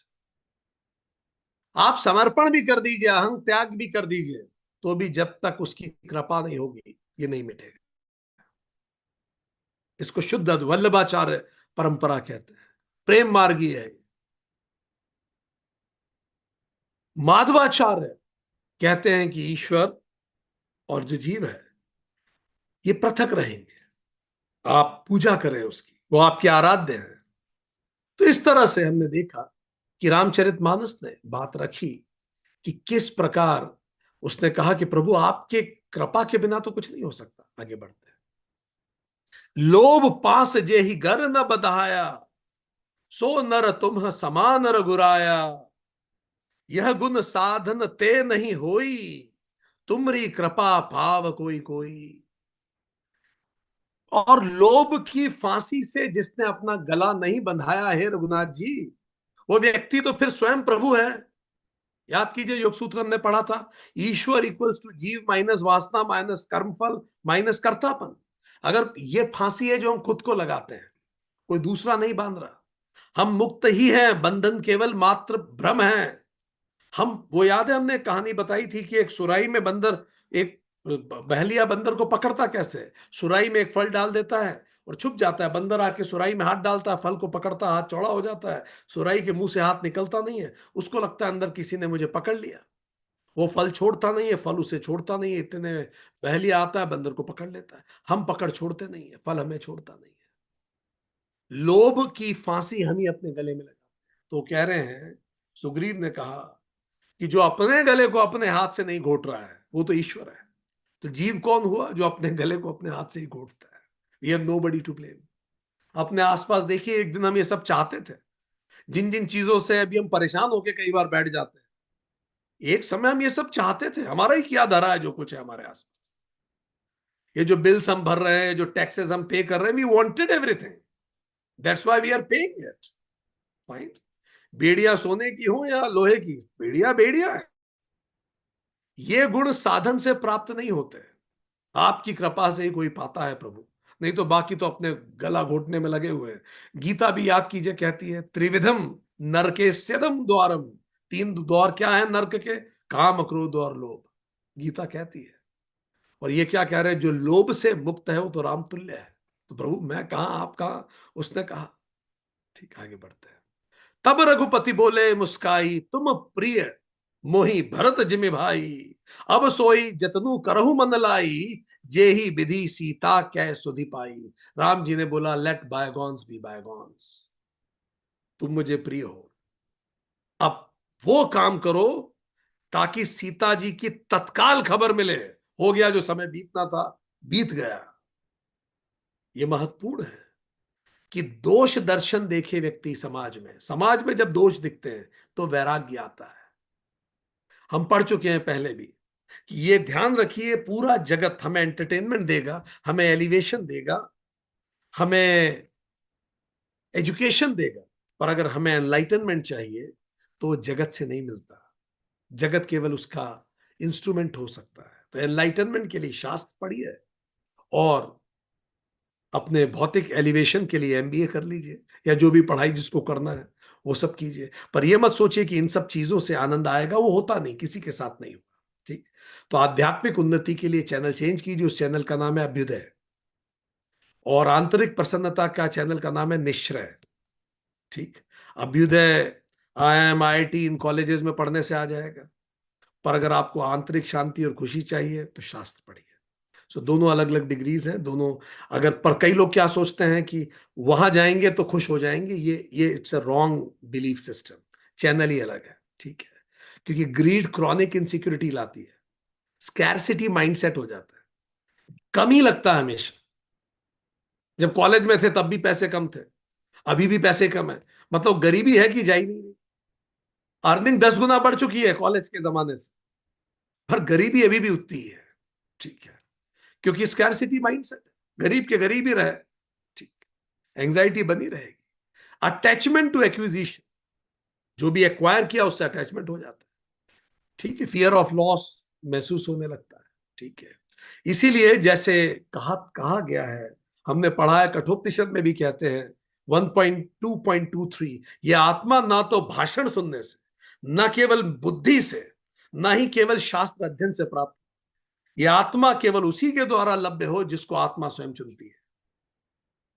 ईश्वर जिसको चुनता है, आत्मा कौन? हमको नहीं। ईश्वर जिसे चुनता है, और वो कब चुनेगा? जब हम तैयार हो जाएंगे। हम तैयार कब होंगे? जब हम शास्त्र पढ़ेंगे, नियमित अध्याभ्यास करेंगे, अध्ययन करेंगे, गुरु कृपा में रहेंगे। ये सब चीजें हमें तैयार करती हैं। फिर एक दिन आता है ना, एलिवेशन हो जाता है।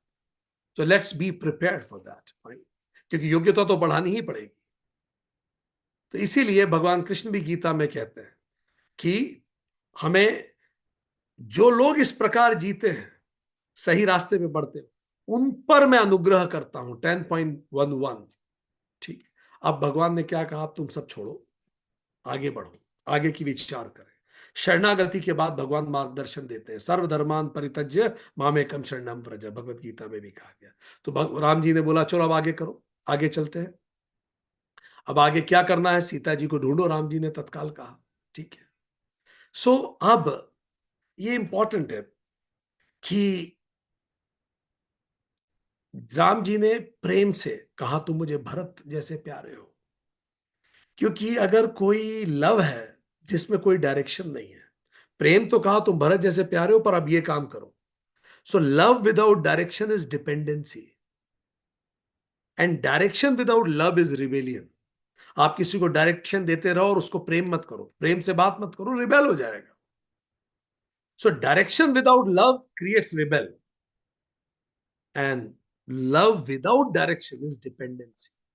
वो निर्भर हो जाए, आप डायरेक्शन तो कुछ दे ही नहीं, राम जी ने डायरेक्शन दिया, ठीक। यही विधि होत बतकही आए बानर जूथ, नाना बरन सकल दिशि देख कीस बरूथ। इस प्रकार बात हो ही रही थी कि बानरों का झुंड आ गया चारों तरफ से, बहुत सारे बानर जिनको बुलाया गया तो सब इकट्ठे हो गए, और सोशल सपोर्ट बढ़ा। सोशल सपोर्ट से लगता है हम कर सकते हैं, कॉर्टिसोल कम होते हैं, ठीक है। शेयर्ड पर्पस हो गया सबका कि अब हमें सीता जी को ढूंढना है, इससे ट्रॉमा नहीं होगा, क्योंकि एक साथ सब मिलके करेंगे तो घबराहट कम होती है, आगे बढ़ते। जब भी शेयर्ड पर्पस होता है तो डर कम हो जाता है। बानर कटक उमा में देखा, जो मूरख जो करन चह लेखा, आई राम पद नावहि माथा, निरखे बदनु सब होई सना था। देखिए कितनी बड़ी कृपा है, शिव जी का नाम कभी कभी आता है। देखिए आज शिवरात्रि जी के दिन शिव जी का नाम आया दोहे में, शिव जी को प्रणाम करके दोहा पढ़ते हैं। शिव जी कहते हैं, हे उमा, शिव जी और पार्वती का संवाद चल ही रहा है कि मैंने इतने बानर देखे जिनकी गिनती करना असंभव है, सब आते जा रहे थे, इतनी भीड़ लग गई और राम जी के चरणों में सर झुका रहे थे, और उसके बाद कृतार्थ फील कर रहे थे। अस कपि एक एक न सेना माही, राम कुशल जेहि पूछी नाही। कितनी सुंदर लीडरशिप का लेसन है। यह कछु नहीं प्रभु कही अधिकाई, विश्व रूप व्यापक रघुराई। इतने लोग आ गए, पर रामचंद्र जी ने एक एक व्यक्ति से, ऐसा एक भी बानर नहीं था जिससे कुशल क्षेम पूछी नहीं, तुम ठीक हो, तुम ठीक हो। खुद के साथ इतना कुछ हो गया, पर लीडर वही होता है, एक एक से उसकी चिंता करता है। अस कपि एक न सेना माही, राम कुशल जे जेहि पूछी नाही। इतने लोग होने के बाद भी सबसे पूछा, विद्या, क्योंकि राम जी सबसे कनेक्ट कर पाते हैं। और फिर क्या हुआ, क्योंकि राम जी तो व्यापक रघुराई हैं, थाड़े जहता आयुष पाई, कह सुग्रीव सबई समुझाई। राम काज अर मोर निहोरा, बानर जूथ चाहू चहु ओ जाहू चहु ओरा। जब सब आके खड़े हो, रामचंद्र जी ने सबसे पूछ लिया। रामचंद्र जी सबको वैसा ही प्रेम करते हैं। भगवत गीता में कृष्ण भी कहते हैं 6.30, यो माम पश्यति सर्वत्र, जो मुझे हर तरफ देखता है वही ज्ञानी है। सब में, बानर में, इंसान में, सब में प्रभु को देखे। तो जो मुझे सब में देखता है उसके लिए मैं कभी अदृश्य नहीं होता। याद कीजिए भगवत गीता 6.30, भगवान कृष्ण कहते हैं जो मुझे सब में देखता है उसके लिए मैं कभी अदृश्य नहीं रहता, मैं हमेशा रहता हूं। मैं अदृश्य केवल उनके लिए हूं जो मुझे ईश्वर जीव में नहीं देख पाता। सो दर्शन बाहर नहीं होता, दर्शन अंदर होता है। सो भगवान ने सबसे पूछ लिया। It's called inclusive leadership. एक साइकोलॉजिकल सेफ्टी होती है जब लीडर आपसे पूछ लेता है, रिकॉग्नाइज किया आपको। एक एक बंदर से पूछा, भाई तुम कैसे हो। जब आप रिकॉग्नाइज करते हो तो उसमें लॉयल्टी आती है। जब व्यक्ति को देखा और सुना जाता है तो उसका नर्वस सिस्टम शांत हो जाता है, बायोलॉजिकली भी उसको अच्छा लगता है। विश्व रूप व्यापक रघुराई, ऐसा लीडर होना चाहिए। ईशावास्यम इदम सर्वम, सब तरफ ईश्वरी है। सो जब नेता ऐसा हो, लीडर्स ऐसे हो जो सब में भगवान को देखें, तो अहंकार अपने आप खत्म हो जाएगा, एक्सपेंसिव अवेयरनेस क्रिएट हो जाएगी, ठीक है। तो अब सुग्रीव ने कहा अब समय आ गया है, खुद से ऊपर उठे और सीता जी को ढूंढते हैं। क्या लिखा है उन्होंने, राम काज अरु मोर निहोरा। ये राम काज है, राम का काज है। जो कुछ कर रहे हो राम काज करके करो, तुम्हें सफलता मिलेगी। सुग्रीव ने कहा चले जाओ आगे। चलिए हम भी जो कुछ कर रहे हैं राम काज करके करें, इंस्ट्रूमेंट बने। भगवत गीता 9.27, कौनते तुम जो कुछ करते हो मुझे अर्पित कर दो। यत तपस्यसी कौनते तत् कुरुष्व मद अर्पणम, मुझे अर्पित कर दो सब कुछ। एक बड़ी सी योजना बनाइए अपने जीवन की, उस योजना में एक बड़ा सा सात्विक कंपोनेंट रखिए कि ये योजना पूरा करने के बाद मैं ये करूंगा, समाज के लिए, देश के लिए ये करूंगी, और उसके बाद उस योजना को ईश्वर अर्पित करके ईश्वर के लिए काम करना शुरू कीजिए। वो योजना जरूर सफल होगी। पर अगर नितांत स्वार्थी उद्देश्य से बनाई गई योजना है तो भी उसमें कोई खराबी नहीं है, पर उसमें ईश्वर आपका सहयोग क्यों करेगा? वो तो आप स्वयं ही कर सकते हैं। पर अगर आप ईश्वर के लिए कुछ करना चाहते हैं, मानव सेवा ही माधव सेवा है, तो आप ईश्वर का सहयोग ले सकते हैं। ये बिल्कुल गवर्नमेंट स्कीम की तरह है। सरकार आपको क्यों फंड करेगी? इसीलिए क्योंकि आप सीएसआर में उसको मदद करें। फाइन। तो you need to repay back to the society, that should be an intention for sure. आगे बढ़ेंगे। जनक सुता कहु खोजहु जाई, मास दिवस मह आऊ आऊ आए भाई। अवधि मेटी जो बिनु सुधि पाए, आवही बनहि सो मोहि मराए। अब जाके जानकी जी को खोजो, महीने भर में आ जाना, 1 महीने का मोहलत और दे रहा हूं, तो 4 महीने +1। ठीक।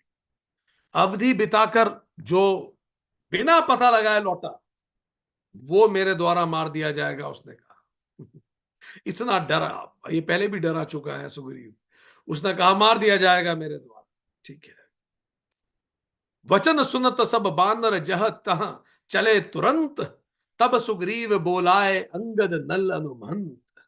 जब ये सारे बानर को रवाना कर दिया गया, स्पष्ट निर्देश दिए गए, सबको जाना है, टाइम स्मार्ट प्लानिंग, कितने समय में आना है, ऑब्जेक्टिव क्या है, तो कितना टाइमलाइन है, क्या क्या करना है, वो सब बता दिया गया, सबको भेज दिया गया, सभी दिशाओं में चले गए। उसके बाद इन सबको बुलाया गया, अंगद नल और हनुमान जी को बुलाया गया, जामवंत जी को। सुनहि नील अंगद हनुमाना, जामवंत मति धीर सुजाना। सकल सुबट मिली दक्षिण जाऊ, सीता सुधी पूछे सब काऊ। अब क्या कहा कि अब तुम लोग दक्षिण में जाओ, क्योंकि ये हिंट मिली थी दक्षिण में हो सकता है, और सारे योद्धा मिलकर दक्षिण में जाओ और सीता जी का पता। देखो ये टीम कितनी खूबसूरत है। हनुमान जी अपार बुद्धिमान और अपार शक्तिमान, भक्ति बुद्धि शक्ति, तीनों को जोड़ दो तो हनुमान बन जाएंगे। जामवंत अनुभव, अनुभवी भी व्यक्ति होना चाहिए टीम में।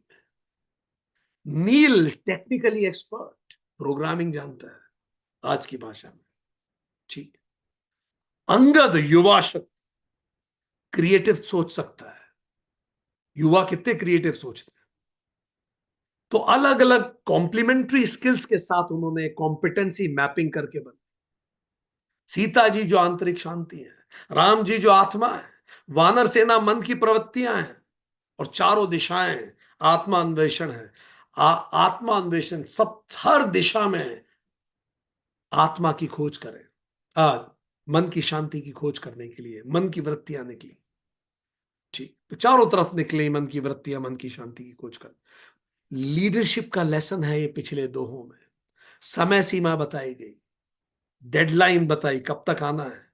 एक प्लानिंग में ये सब चीजें होना बहुत जरूरी है। डेडलाइन अनफोकस दिया गया। दूसरा, कर्म फल का सिद्धांत, अगर ये हुआ तो हो क्या होगा, ये नहीं होगा तो क्या होगा, इसके बारे में बात की गई। योग्यता आधारित नेतृत्व, right person at the right work for the right task allot किया गया। कौन व्यक्ति किस काम के लिए कहां जाएगा, इसको अलॉट किया गया ऑप्टिमल परफॉर्मेंस के लिए। सामूहिक उद्देश्य, सबको एक ही उद्देश्य दिया गया। शेयर्ड पर्पस से टीम में बिलोंगिंगनेस बढ़ती। दिशा भी बताई गई, कौन किस दिशा में आगे जाएगा, डायरेक्शन दिया गया स्पेसिफिक। धर्म संगठित नेतृत्व, एक महान उद्देश्य बताया गया कि राम काज कर रहे हो भाई, it's we are doing it for the country, we are doing it for the society. अपने आप इंस्पिरेशन आता है। और उत्तरदायित्व का भय नहीं है, जागरूकता क्रिएट की गई कि प्रभु के लिए इसको करो। अकाउंटेबिलिटी एंजाइटी को स्ट्रक्चर में बदलती है।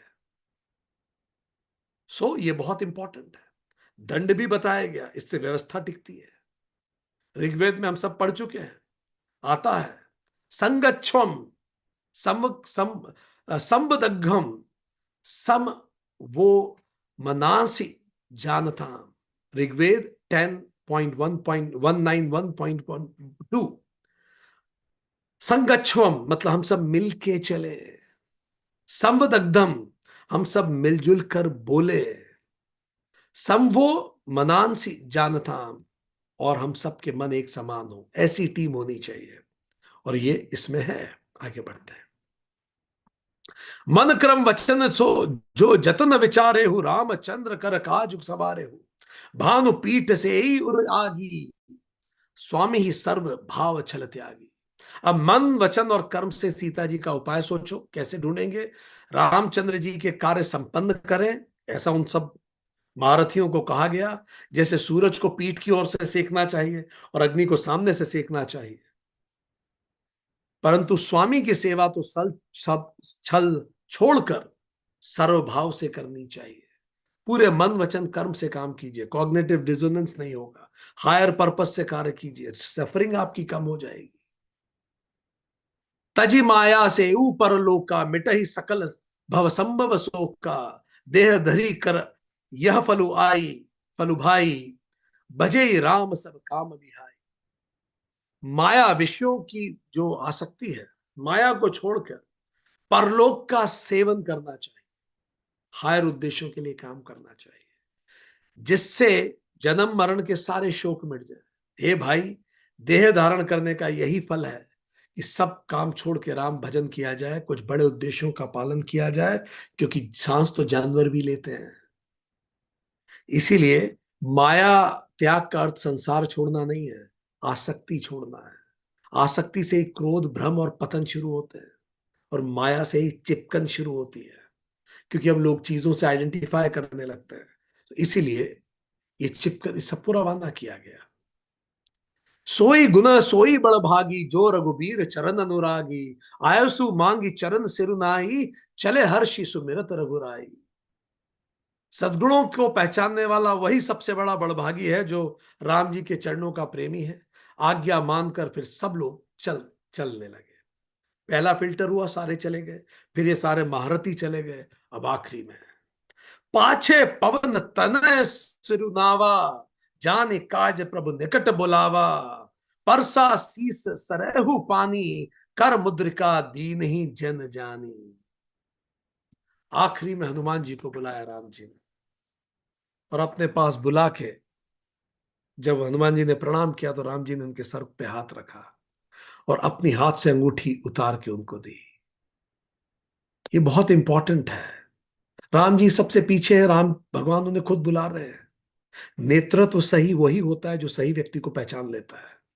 उन्हें पता था ये काम कौन कर सकता है। लीडर का वैलिडेशन एफिशिएंसी को बढ़ाता है। अंगूठी विश्वास का प्रतीक है। सीता जी को तुरंत देखते ही विश्वास हो जाएगा। और हनुमान जी के हाथ में जैसे अंगूठी दी, Hanuman ji purpose driven energy से भर गए। जन्म सफल करी माना। जब व्यक्ति को ऐसा महान उद्देश्य मिल जाता है, तो उसको लगता है उसका जन्म ही सफल हो गया। बहु प्रकार सीतहु समझायु, कही बल बिरही बेग तुम आयहु। हनुमत जन्म सुफल करी माना, चले हृदय धरी कृपा निधान। और बोला कि उन्हें अच्छे से समझाना सीता को। जब व्यक्ति को ऐसा महान उद्देश्य मिल जाता है, रामचंद्र जी ने बोला, इससे बड़ा उद्देश्य क्या हो सकता है? हनुमान जी बहुत इंस्पायर्ड हो गए। कृपा निधान हृदय धरी आगे बढ़े। इनर इमोशनल एंकरिंग की भगवान की, कि मैं जिस उद्देश्य के लिए काम कर रहा हूं वो राम काज है, और मैं भिड़ के काम करूं, कोई एंग्जाइटी की बात नहीं। कई लोग जब सेवा कार्य करते हैं, उनकी इफिशिएंसी उनकी नौकरी की तुलना में ज्यादा होती है। रीजन, नौकरी कई बार उन्हें करनी पड़ती है, पर सेवा कार्य जब आप करते हैं तो इफिशिएंसी हाईएस्ट होती है। क्यों? क्योंकि वो आप अपने हृदय से करते हैं, अपने लिए करते हैं, राम के लिए करते हैं, माधव के लिए करते हैं। सो इसीलिए इस तरह का जब कोई चीज, किसी चीज में विश्वास होता है, तो साइंस बताता है एमिगडाला भी शांत होता है, रिएक्टिव नहीं बचता व्यक्ति। हनुमान जी प्रसन्न हुए। किष्किंधा कांड में उल्लेख आता है 44वें सर्ग में। सी, रामचंद्र जी ने सब तरफ से विचार करके हनुमान जी को देखकर, हनुमान जी को वहां देख के रामचंद्र जी, तो ये कहती है वाल्मीकि रामायण, रामचंद्र जी कृतार्थ हो गए कि हनुमान जी हैं। रामचंद्र जी की इंद्रियां और मन खुल खिल गए, क्योंकि उन्हें पता था राम हनुमान जी कर सकते हैं। फिर उसके बाद उन्होंने ऐसी अंगूठी दी जिसपे राम नाम लिखा था। सीता जानती थी इस अंगूठी को। और फिर उन्होंने कहा हनुमान जी को, अत्यंत बलशाली है कपिश्रेष्ठ, मैंने तुम्हारे बल का आश्रय लिया है। भगवान की लीला देखिए, रामचंद्र जी को बोल रहे हैं, रामचंद्र जी हनुमान जी को बोल रहे हैं, मैं तेरे बल के आश्रय में हूं हनुमान, जाओ और सीता को प्राप्त करो। ऐसा विश्वास है, कौन पहाड़ भी न लांग जाए। दोहा 23 कहता है, चले सकल बन खोजत सरीता, सर गिरी खो, राम काज लै लीन मन बिसरा तन कर छो। फिर तो सब मन तन सब भिड़ गए, सब लोग अपने आप को भी भूल कर, सब लोग राममय होकर सीता जी की खोज में आगे बढ़े। आज के लिए इतना ही। सीता जी की खोज प्रारंभ हो चुकी है। अगली बार इस खोज में हम आगे बढ़ेंगे। अगले सप्ताह तक हम भी राममय होकर अपनी आंतरिक शांति सीता जी की खोज में आगे बढ़े। आज के लिए इतना ही। आज के सेशन से क्या सबक सीखे, चैट बॉक्स में लिखिए। I will also share what have we learn today.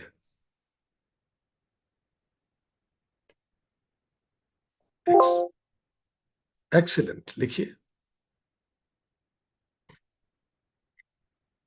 हम्म, लिखिए और लिखिए क्या क्या सीखे आज के सेशन से।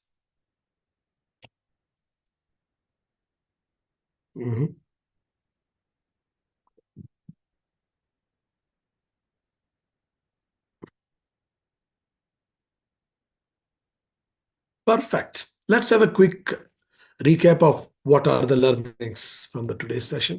न्यास का मतलब देवता मंत्र और तत्वों को अपने शरीर के विभिन्न अंगों में स्थापित करना।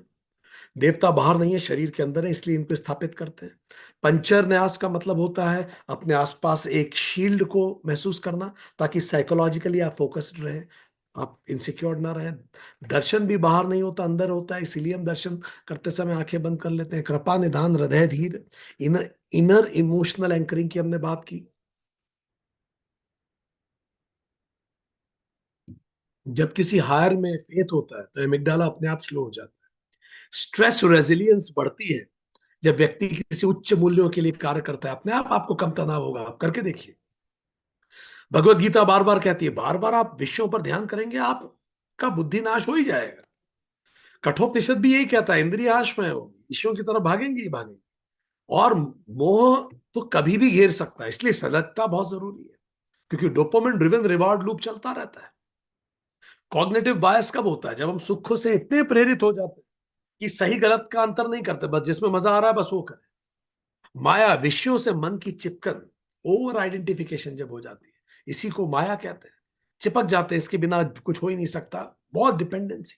माया त्याग का मतलब संसार नहीं, आसक्ति छोड़ना है। भगवान गीता में भी कहते हैं, काम क्रोध लोभ ये सबसे बड़े आत्मनाश के द्वार हैं। लोभी वही है जो अपनी गला खुद घोटता है। ग्रीड, क्रॉनिक इनसिक्योरिटी, आप हमेशा गरीब रहेंगे। स्कैरसिटी माइंडसेट से जीवन भर एंजाइटी रहेगी, कितना ही कर लें। और बहुत ज्यादा अटैचमेंट हुआ तो हमेशा फियर ऑफ लॉस बना रहेगा। संसार में दोष दर्शन कीजिए, इसी से वैराग्य आता है। जो लोभ से मुक्त है वही आत्मस्वरूप के करीब है। माया से मुक्त होना केवल बहुत व्यक्तिगत प्रयास नहीं है, कृपा और समर्पण से संबंधित है, उसी से संभव है। इंद्रिय संयम से ही बुद्धि प्रतिष्ठित होती है।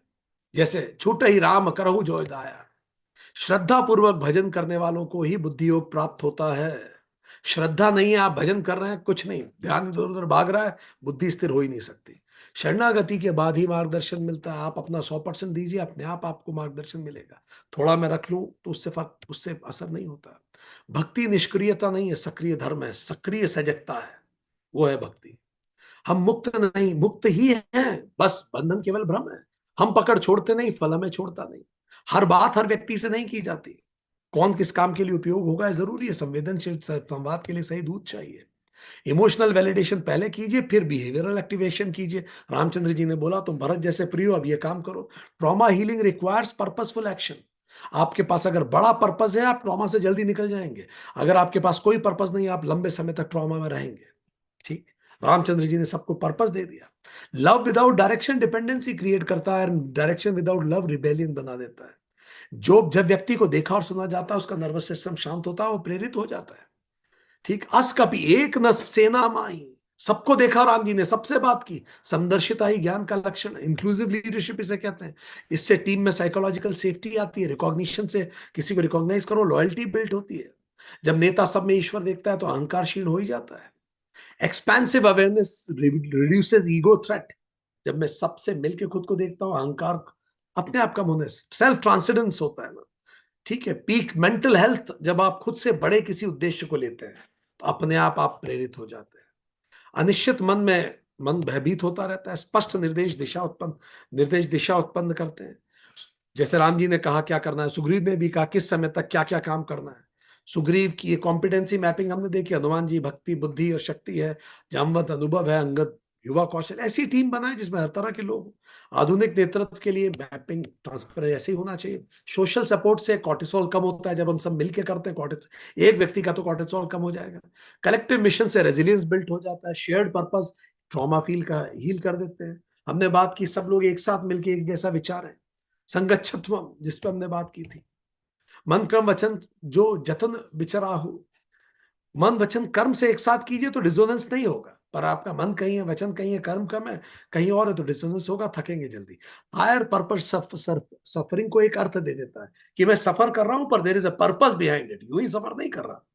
मैं एक एग्जाम की तैयारी कर रहा हूं, खाने को भी नहीं मिल रहा पर मेरे पास बड़ा लक्ष्य है, तो पर्पस मिल जाता है तो आप उस लक्ष्य को डील कर लेते हैं। हनुमान सबसे पीछे है, राम जी स्वयं बुलाते हैं। नेतृत्व की पहचान आत्मविश्वास को दुगना कर देती है। लीडर वैलिडेशन इंक्रीज करती है सेल्फ एफिशिएंसी को। अंगूठी विश्वास का प्रतीक है। Symbol enhances performance believe. ये मेडल वेडल सब वही तो होते हैं। पर्पस ड्रिवन एनर्जी स्वतः जागती है जब लीडर विश्वास करता है। पर्पस जैसे ही होता है तो डिस्पेयर डिसॉल्व हो जाता है। डिस्पेयर में वही लोग होते हैं जिनके पास बड़ा पर्पस नहीं है। भौतिकता अब। सो आज के लिए इतनी ही लर्निंग।